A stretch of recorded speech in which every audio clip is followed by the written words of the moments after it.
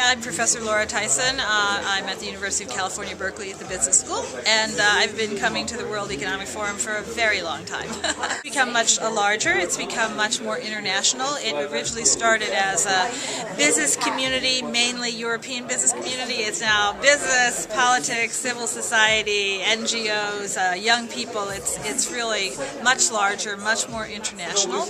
And this year, celebrating its 40th anniversary, there's a lot of thinking about recommendations the World Economic Forum could make for redesigning global institutions for the 21st century. Well, the World Economic Forum, if you go to its website, it does a number of annual reports on competitiveness, how countries compete, what are the sources of economic strength and prosperity.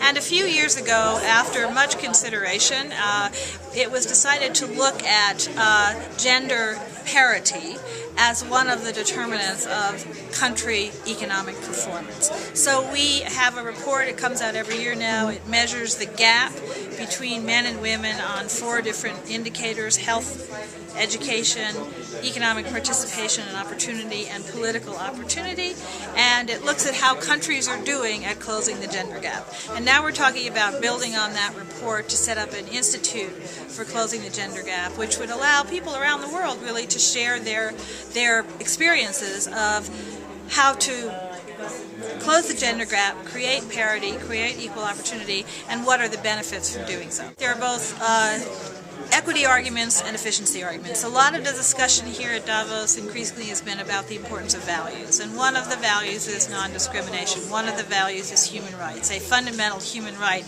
should not be just a male right. It is a fundamental human right. So in the area of political participation, for example.